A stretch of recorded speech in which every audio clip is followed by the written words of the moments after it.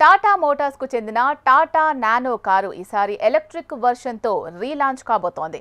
అత్యంత చౌక ధరతో ఈ ఎలక్ట్రిక్ కార్లను తీసుకురావాలని సంస్థ యోచిస్తోంది. మిగిలిన ఎలక్ట్రిక్ కార్లతో పోలిస్తే అత్యంత తక్కువ ధరకు అందుబాటులో ఉండడమే కాకుండా ఒకసారి ఛార్జ్ చేస్తే 200 నుంచి 220 కిలోమీటర్ల మేర ప్రయాణించేలా సరికొత్త ఫీచర్స్ తో టాటా నానో ఎలక్ట్రిక్ కారు త్వరలోనే మార్కెట్లోకి విడుదల కాబోతోంది.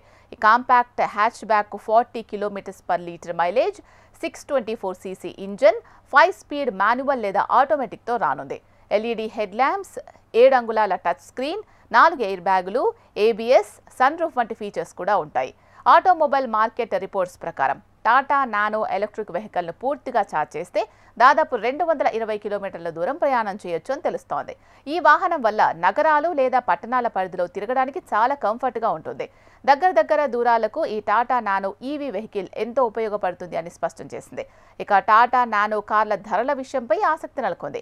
బేసిక్ ధరలకే కార్లను ప్రజలకు అందించడంలో టాటా మోటార్స్ ముందుంటుంది. ఇక ఈ టాటా నానో ఎలక్ట్రిక్ వాహనం ధరలు 5 నుంచి 6 లక్షల మధ్య ఉండవచ్చని ఆటోమొబైల్ వర్గాలు వెల్లడిస్తున్నాయి.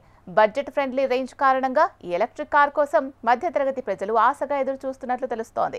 తక్కువ కాలంలోనే ఈ కారు బాగా ప్రాచుర్యం పొందే అవకాశం ఉంది అని తెలుస్తోంది.